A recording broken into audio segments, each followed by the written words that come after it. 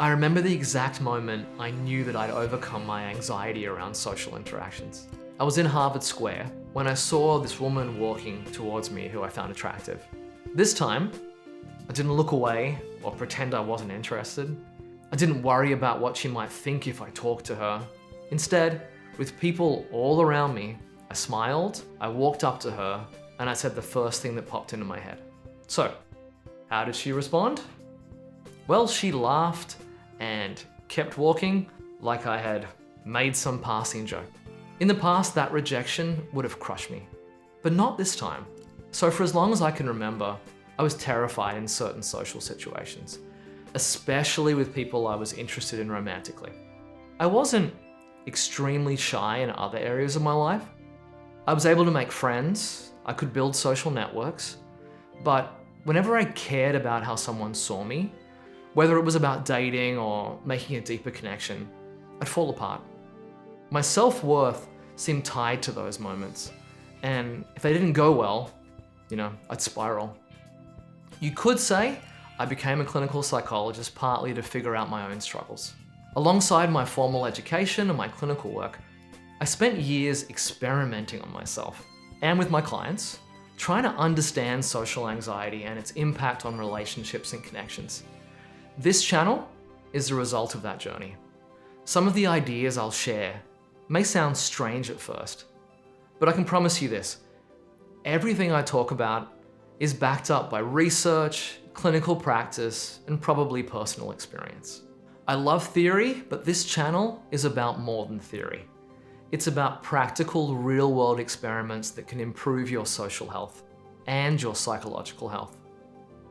My toughest experiment. So that moment in Harvard Square came at the end of an experiment that I called Rejection Month. The rules were simple. Every day, I had to approach someone that I found attractive, start a conversation, and ask them out. Does it sound easy? Well, it wasn't. It felt like facing death. But by the final day, I could do it without any fear.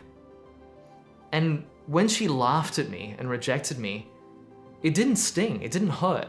It felt like a victory. What would once have sent me into a shame spiral now filled me with pride. This transformation didn't happen overnight. It was the result of years of therapy, practice, research, experimentation. But I went through it with the hopes that you will not have to struggle in the same way. This channel is my way of sharing everything I've learned and continue to learn about social health.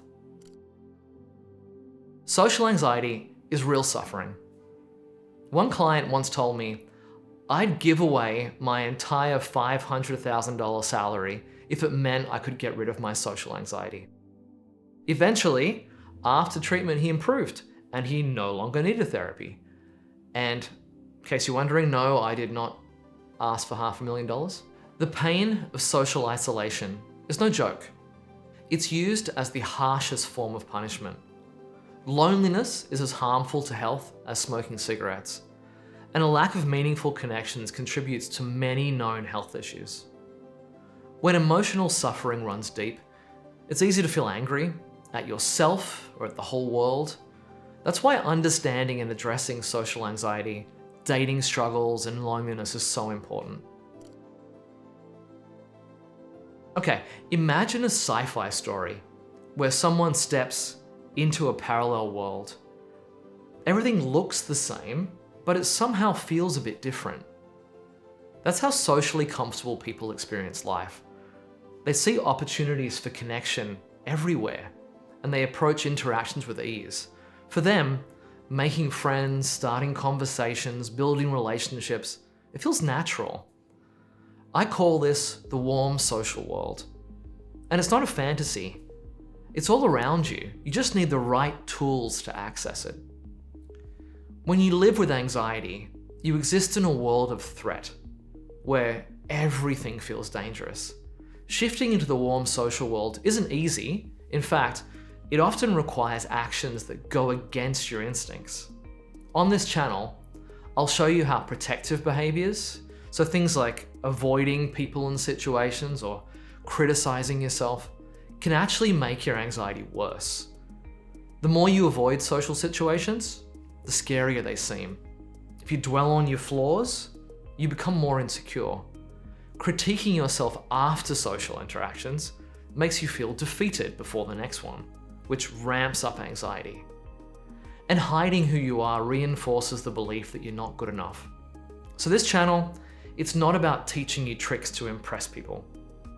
It's about transforming the inner struggles that hold you back, whether in friendships, dating, or small everyday interactions. When your inner world shifts, your outer world will follow. So welcome to your new life. Everything I share here is rooted in what I've learned through clinical experience, research, and my own experiments. I've seen people make meaningful changes using this information. Some overcoming fears so intense they could barely leave their homes, only later to build strong social connections, friendships, and dating relationships. This journey isn't easy, it won't be quick, but it's worth every effort. I can tell you most people never confront their issues, let alone try to work through them.